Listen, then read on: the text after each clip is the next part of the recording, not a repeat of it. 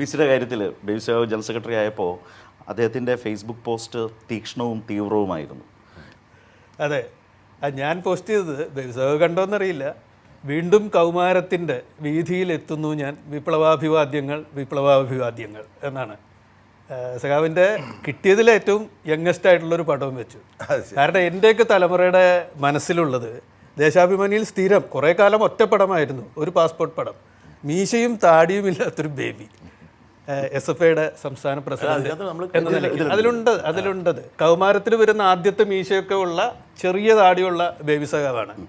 അന്ന് എൻ്റെ തലമുറയുടെയൊക്കെ അതെ അതെ ഇതാണ് ആ പടം. അത് സ്ഥിരമായി ദേശാഭിമാനി കുറേ കാലം അടിച്ചുകൊണ്ടിരുന്നു. പരാതി വന്നിട്ടാണോ എന്നറിയില്ല, മീശയും താടിയും വന്നിട്ടും അടിച്ചോണ്ടിരുന്നു. അതെ അതെ അതെ, വന്നിട്ടും ഇത് തന്നെ അടിച്ചുകൊണ്ടിരുന്നു. എൻ്റെയൊക്കെ തലമുറയ്ക്ക് ഞങ്ങളെ നയിച്ചിരുന്ന ഒരു ഒരു ഒരു പ്രതീകമായിരുന്നു ബേബി സഖാവ്. ബേബി സഖാവ് സംസാരിക്കുമ്പോൾ വന്ന് പ്രസംഗിക്കുകയൊക്കെ ചെയ്യുമ്പോൾ അത് ബേബി സഖാവിൻ്റെ വായന, വിവിധ വിഷയങ്ങളിലുള്ള താല്പര്യം ഒക്കെ അന്നേ അതിലുണ്ടായിരുന്നു. അന്ന് തന്നെ വ്യത്യസ്തമായൊരു ഭാഷ, ഏറ്റവും നല്ല ഭാഷ നമ്മുടെ ആളുകൾ സംസാരിക്കുന്നു എന്ന് നമ്മൾ കേൾക്കുന്ന ആ ഒരു അനുഭവം കൂടിയായിരുന്നു അത്. അന്ന് അങ്ങനെ ഒരു മാതൃകയായ ഒരാൾ തൻ്റെ ആദ്യത്തെ ലാപ്പ് അദ്ദേഹം എങ്ങനെ നിർവഹിച്ചു എന്നതാണ് ഇപ്പോഴത്തെ ജനറൽ സെക്രട്ടറി പദത്തിൻ്റെ നിർവഹണത്തിനും ഉള്ള ഗ്യാരണ്ടി എന്ന് ഇന്നും വിശ്വസിക്കുന്ന അന്നത്തെ കൗമാരക്കാരനാണ് ഞാൻ. അതുകൊണ്ടാണ് കൗമാരക്കാരൻ ഇപ്പൊ ചന്ദ്രശേഖറാണോ അന്നത്തെ കൗമാരക്കാരൻ എൻ്റെ ഉള്ളിൽ പറയുന്നത്. അതാണ്. അപ്പോൾ എനിക്ക് തോന്നുന്നു ഇപ്പോൾ എല്ലാ തലമുറയിലുള്ളവരും ഇത് കേൾക്കുന്നുണ്ടായിരിക്കും. ആ തലമുറയിൽ നിന്നുകൊണ്ട് അന്ന് ബേബി സഖാവ് നിർവഹിച്ച ആ ഒരു പ്രസിഡന്റ് പദം ആ കാലത്തിലേക്കൊന്ന് തിരിഞ്ഞു നോക്കി എന്തെങ്കിലും പറയും.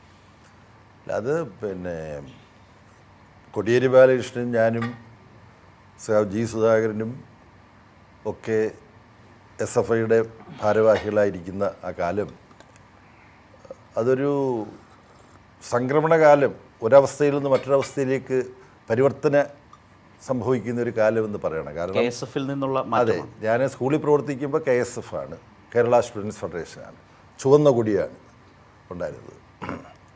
അന്ന് പ്രാക്കുളം സ്കൂളിൽ ഭാസ്കരൻ, അഖിലേന്ത്യാ പ്രസിഡന്റ് ഭാസ്കരൻ വന്നിട്ടുണ്ട്.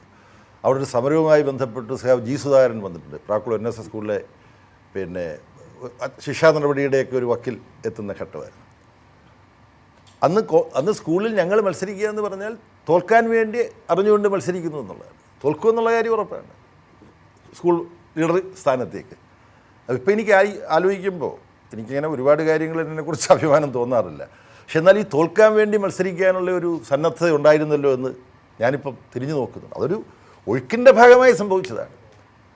കൊല്ലം കോളേജ് ചേരുമ്പോഴും അത് തന്നെയാണ് സ്ഥിതി.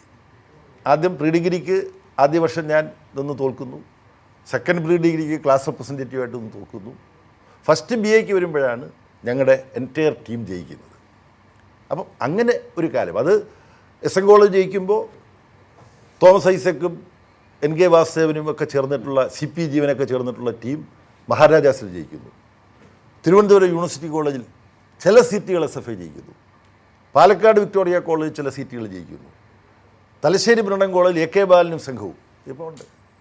അപ്പോൾ ഈ ഒരു തലമുറ സുരേഷ് കുറുപ്പൊക്കെ തുടർന്ന് പിന്നീട് വരുന്നതാണ്.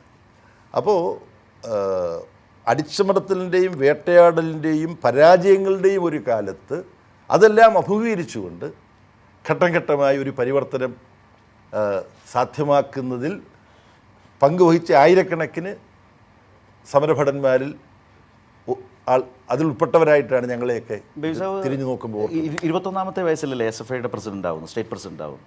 സ്റ്റേറ്റ് പ്രസിഡന്റ് ആകുമ്പോൾ യഥാർത്ഥത്തിൽ അത്രയില്ല. ഞാൻ ഏപ്രിലാണ്, മാർച്ച് മാസമാണ് ഇവിടെ VJT ഹാളിൽ, ഇപ്പോഴത്തെ അയ്യങ്കാളി ഹാളിൽ സമ്മേളനം നടക്കുന്നത്. പ്രകാശ് കാരാട്ടാണെന്ന് അഖിലേന്ത്യാ പ്രസിഡന്റ് അതിൽ പങ്കെടുക്കാൻ വന്നിട്ടുള്ളത്. 20 വയസ്സ് പൂർത്തിയാകുന്നതിന് മുമ്പാണ്. ഒരു വലിയ കാര്യമാണ്, വലിയ സംഭവമാണത്. അത് കഴിഞ്ഞ് 23ാമത്തെ വയസ്സിൽ കൊല്ലം പാർട്ടി DC മെമ്പർ ആവുന്നു. 35ാമത്തെ വയസ്സിൽ കേന്ദ്ര കമ്മിറ്റിയിൽ വരുന്നു. അതാണ് ഞാൻ പറഞ്ഞ 3.5 പതിറ്റാണ്ടിനപ്പുറം കേന്ദ്ര കമ്മിറ്റി. അവിടെ ഈ മുമ്പ് പറഞ്ഞ വലിയ നേതാക്കൾ കേരളത്തിലുള്ള ഏറ്റവും യങ്ങസ്റ്റ് രാജ്യസഭ മെമ്പർ അങ്ങനെയുണ്ട്. അത് ഒരുപക്ഷെ നമ്മളിത് സംസാരിക്കുന്നത് എന്താണെന്ന് വെച്ചാൽ പുതിയ തലമുറയിലെ ആളുകളൊക്കെ ആ ഒരു രാഷ്ട്രീയ വരവിനെ, ആ നേതൃത്വത്തെയൊക്കെ മനസ്സിലാക്കാനും അറിയാനും താല്പര്യപ്പെടുന്ന ഒരുപാട് ആളുകളുണ്ട് എന്നുള്ളത് കൊണ്ടാണ്.